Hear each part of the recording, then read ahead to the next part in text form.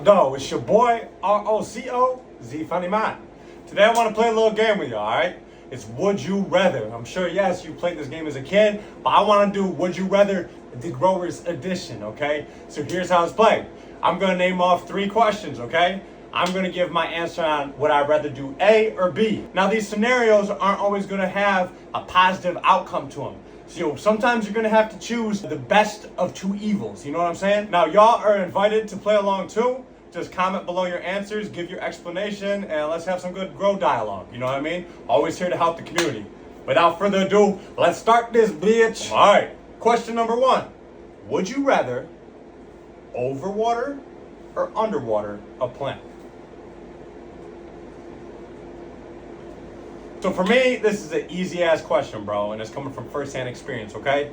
I 100% would rather underwater than overwater. If you underwater a plant, the recovery time is much quicker than overwatering a plant most of the time. And I say most of the time because, yes, there's a wilting point for each plant, right? So if you let it dry back too hard and it gets to that wilting point, you know, if you take the stalk and you give it a little bend, if it makes a crack instead of has a little elasticity to it, then you probably reach that wilting point. You can try to give it some water, but it's probably gonna be fucked up. That being said, it takes a long time to get to and a lot of neglect. So as long as you're diligently in your garden every day, that's not gonna happen to you, okay? Overwatering, on the other hand, that is the fucking devil, bro.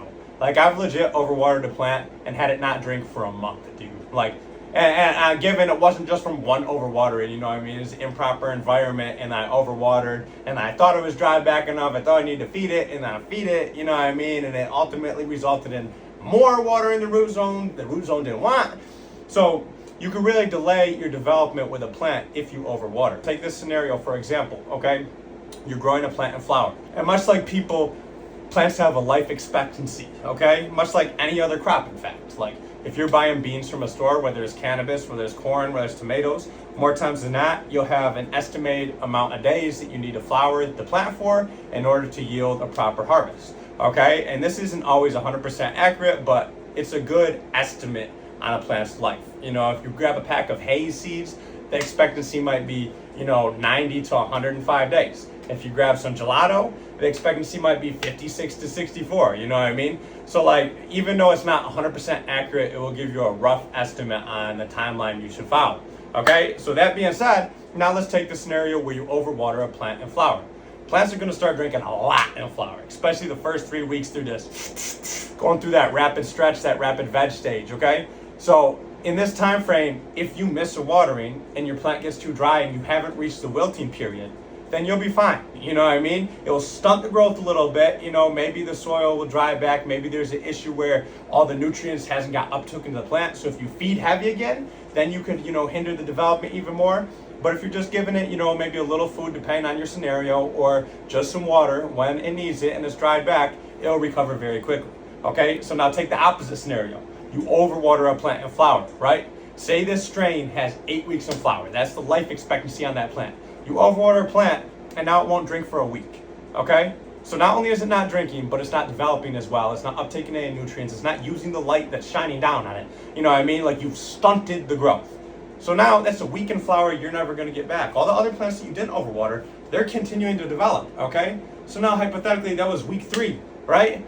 This plant ain't doing shit no more. You're a week behind. Every other plant is on week 3. This plant's on week 2, hypothetically. You know what I'm saying? So for me, that's a reason why I much rather underwater than overwater. Question number 2, overfeeding or underfeeding?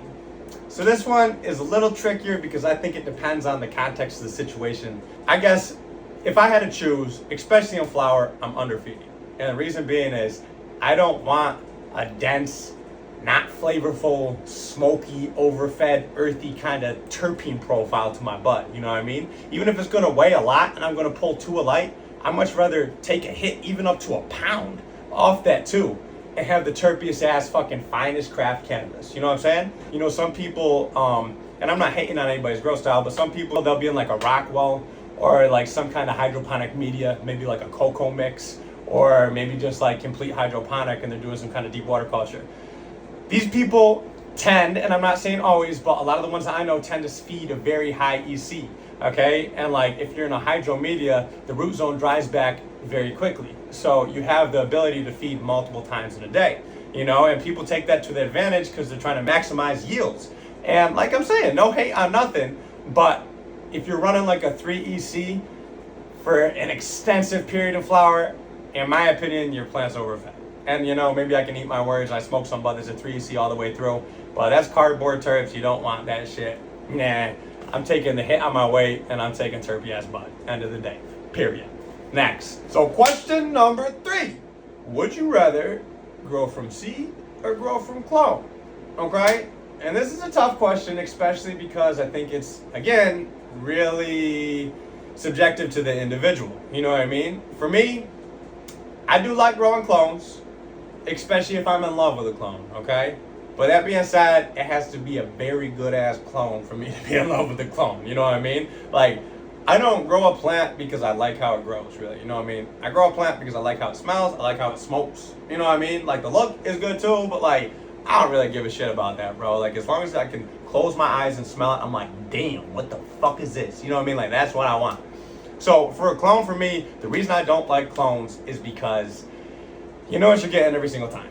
So it's not like when you pop a bean and you're growing it and you're like, oh shit, like this one's growing real good. Like, I wonder what this is going to smell like. I wonder what this is going to taste like. I wonder how the buds are going to look and flower. You know what I mean?